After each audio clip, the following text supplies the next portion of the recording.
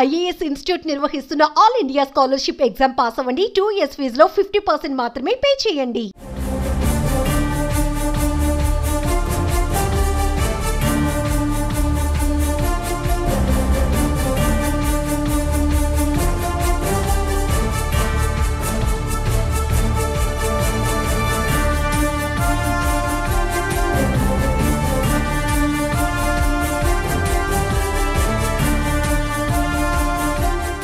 ఆంధ్రప్రదేశ్లో గత ప్రభుత్వ హయాంలో సిఐడిని రాజకీయ కక్ష సాధింపుల కోసం వాడుకున్నట్లు ఆరోపణలు వస్తున్న విషయం తెలిసిందే.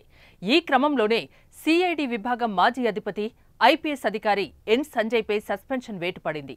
ఆయన అగ్నిమాపక శాఖ డైరెక్టర్ జనరల్గా పనిచేసిన సమయంలో ఆ అధికారిక హోదాను అడ్డం పెట్టుకుని ₹1 కోటి దుర్వినియోగానికి పాల్పడినట్లు విజిలెన్స్ ఎన్ఫోర్స్మెంట్ విభాగం తేల్చింది.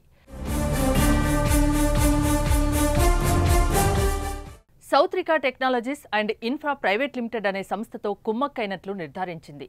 పనుల్లో పురోగతి లేకుండానే భారీ చెల్లింపులు చేసినట్టు గుర్తించింది.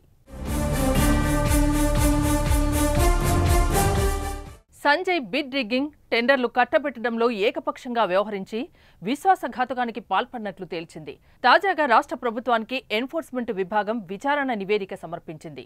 సంజయ్పై కేంద్ర సివిల్ సర్వీస్ రూల్స్ ప్రకారం చట్టపరంగా తగిన చర్యలు తీసుకోవాలని సిఫార్సు చేసింది. సౌత్రికా టెక్నాలజీస్పై క్రిమినల్ చర్యలు తీసుకోవాలని సిఫార్సు చేసింది. ఆ సంస్థను బ్లాక్ లిస్టులో పెట్టి దుర్వినియోగమైన సొమ్మును రికవరీ చేయాలని నివేదించింది.